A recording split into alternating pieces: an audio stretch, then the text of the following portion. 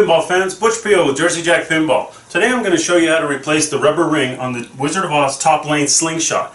Now at first look you might think you have to completely remove the Munchkinland playfield to do this repair. However, I'm going to show you a quicker and easier way to do this in this video. So let's get the glass off this game, power it down, and get to work.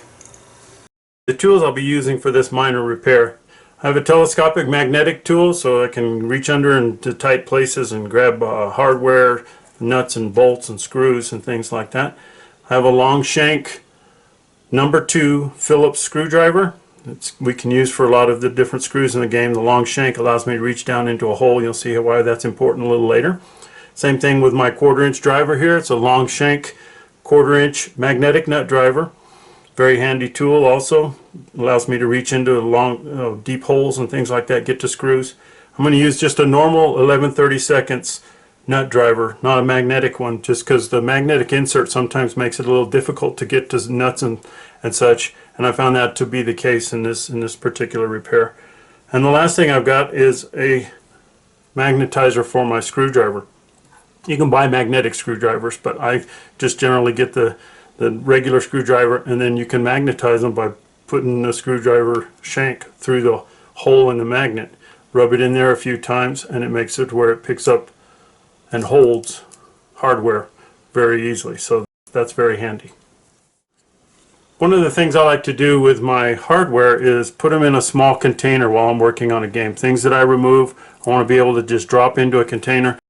I'm going to use a really wide based, shallow kind of container. I don't want something I have to try and reach down really far into, and I don't want something that's got a small base that'll tip over easy and dump my screws on the playfield. So it's something shallow, something with a wide base.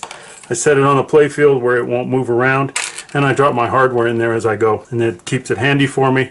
Just have to remember if I move my playfield around to get that off of the playfield, otherwise I dump my screws somewhere, and that's not good. To work on this game, I'm going to pull the playfield up and out of the cabinet like so, and rest it on the first set of rubber feet inside the lockdown bar channel. And what that playfield position is going to do for me is allow easier access to the upper part of the playfield where the slingshot that we're going to be working on resides. The rubber feet underneath will hold the playfield firmly in place as I work on things above. Okay, so the slingshot rubber we're looking to replace is underneath this plastic at the top of the playfield, just above the Munchkinland playfield.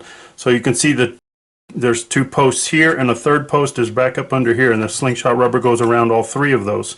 When it breaks, it's likely to fly back inside, so you'll need to find the old rubber and pull it out somewhere in this process. This game has the Back Alley Creations Tornado and other mods. Big shout out to Matt if you're out there watching. This tornado's kind of in the area where I want to work, so I'm going to remove that first. So I'm going to use my Phillips screwdriver and my magnetizer here, make sure that my screwdriver has good magnetism. And I'm going to take off the 2 screws that hold the tornado in place, and that's why we use the magnetizer, so that we can keep our screws from falling into the playfield. So I remove that, and now I have much better access to the hole that I'm going to be working in. So the first thing I'm going to need to do is remove this plastic and get it out of my way. Here's a little close-up of the 2 nuts that I'm going to need to remove. The first one that's up under the lip of the ramp a little bit, and then the second one over here on the edge. So those 2 come out, and then that plastic will come off. So I'm going to use a 11/32 nut driver, and I'm going to kind of gently push this aside. I don't want to pull this completely off or anything, so I'm just going to push it aside until I can get my nut driver in place there. I'm going to loosen it until I can tell it's at the end of its run. Then I'm going to make sure I don't lose it again by getting my magnet here and twisting it that last little bit so that I take it out with my magnet. The other one's a little bit more tricky to get to. I have to kind of go on an angle, which this is not really made to do. Sometimes that can be very tight and hard to get started. So what I might use to break that loose would be one of these 11/32 wrenches. So I'm going to put the round end on here, put it on the screw there, and I'm going to break it loose with just a couple of twists here, just to make sure that it's not going to be difficult for me to get started with my nut driver. I'm going to go back to my nut driver. I'm going to go on this angle here. I'm going to apply medium kind of pressure here, turning this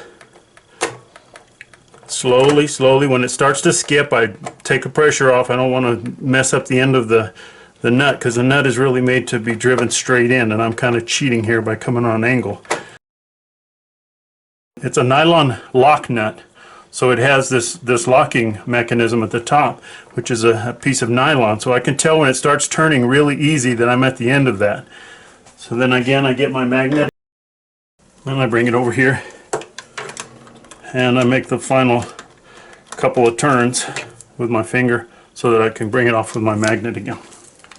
Now I can lift this playfield plastic off and pull it completely out of the game and set it aside. And there is our slingshot rubber. The slingshot rubber is not broken on this game. It actually is just going to be replaced by a nice silicone one, but you can tell by the markings on this. If I zoom in a little bit here,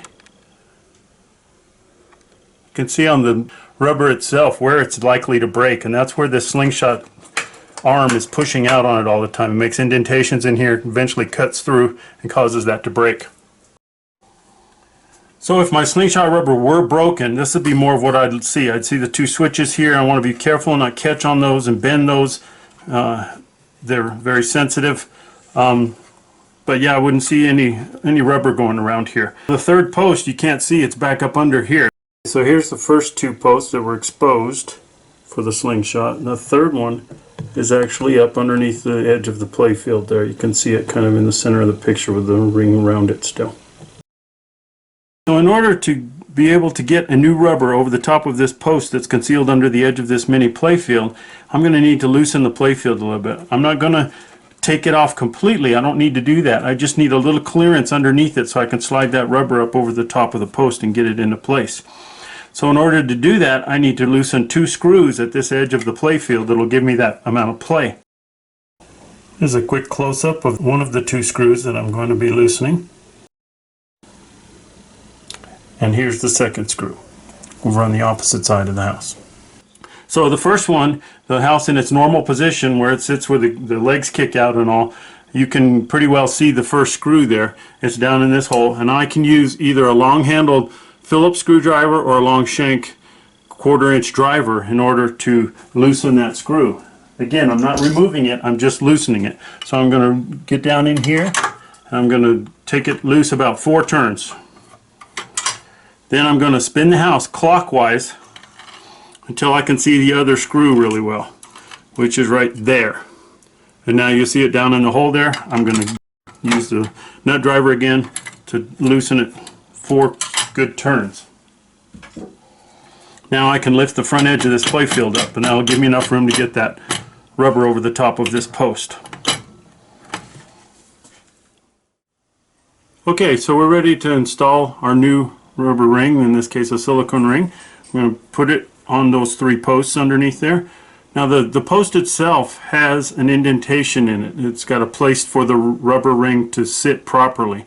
When I put it over the top of a post, I don't want it above, I don't want it below that indentation. I want it to be right there inside that indentation on all 3 posts. So I got to make sure I do that. The other thing I want to make sure I do is get this switch inside the rubber ring. I don't want the switch blade sticking outside the rubber ring when I put it on there. So the first post I want to get this rubber ring on is the one that's hidden back here. It's the most difficult, so I want to make sure I get it on there first. If I feel up under there, I can feel the top of the post. I also feel that this flat rail here has a screw that's right next to it, which is going to make things a little more difficult, but not too bad. So what I want to do is lift the playfield up, hold it up under there, and then I'm going to start pushing the rubber ring with the end of my finger here over the top of that post down there. And I'm going to get around the side a little where I can see a little better. If I don't have quite enough clearance here, I can take those 2 screws loose just a little bit more, maybe a couple more turns just to make it easier. But as I push this on top of there, once I clear that top of that post, now I've got it on the most difficult one. I'm just going to stretch it around. I'm going to put a ring inside that indentation, and I'm going to stretch it all the way over this one and get it in its indentation. Then I'm going to kind of pull on it a little bit. Make sure it's kind of evenly spaced so it's not really tight between here and then really loose in there. So there's the rubber ring in place. Be careful as you're putting that in there that you don't cut your fingers on those switch blades that are sticking up there. They're called blades for a reason. They're very sharp. So be careful of that. Make sure your rubber ring is riding in all three of the post indentations where it's supposed to be. The switch blades are inside the rubber ring. That's good. Nothing's making contact here. Might not be a bad idea at this point to test your slingshot in your game diagnostics mode, just to make sure that none of the switches got pushed closed to where they're making full contact, and then they'll just want to kick and ricochet over and over again. You want to make sure that the switches activate and then open when the slingshot goes back to its normal position. Okay, once I've verified that my slingshot's working right, the switches are doing good, I can go ahead and start putting things back together again. So the first thing I want to do is put the plastic back on top of the sling rubber there. So I'm just going to reach inside here. I'm going to put that over the top of the two studs sticking up. I'm going to put the nuts back in place now, so I'm going to reach under here and I'm going to start the nut with my fingers. It's kind of like a dexterity exercise, but put it on top of there and keep twisting it until you feel the threads engage. Now the second one, I can also use my magnet to kind of help me do this. Put it on a flat edge, put the nut on top of here, bring the nut flat, start twisting it until the threads engage, then take the magnet away. Kind of get my 11/32 nut driver again. I don't want to over tighten these down, because if I do, the next time I go to unloosen them, I may take the whole post out with me. So I get it down to where it makes contact and I snug it good. These are lock nuts, so they're not going to back off. So I'm going to keep working this one on the angle like that until I feel it down making contact, and then just a little bit more tight, and there we are. Good to go. Next up, I'm going to retighten the screws around the house. So I'm going to tighten this guy all the way down, and as I get to the bottom of this, I'll feel it get kind of like ratchety, and that's because the underside of the screw has serrated edges on it, so to help it kind of lock in place. So I want to turn it until it makes contact there, and then make it good and strong there. I'm going to turn the house clockwise again to expose this other screw, and I'm going to put it down all the way. Again, when I feel it start ratcheting a little bit, I'm going to tighten it good and firmly. Okay, the house will settle itself when you turn the power on the next time, so not a big deal there. Worry about where you leave it. Okay, the last thing I'm going to do is put my tornado back on. Get my screws out here. These I want to go put them in backwards, twist backwards until I feel them click, and then put them in forward so I don't strip the holes out in the plastic, because that's very easy to do. So again, I'm taking my screw, I'm going to twist it backwards until it clicks, and then go back forward. And then just snug those down good. And there we are, all finished. New rubber installed and ready to go. Piece of cake.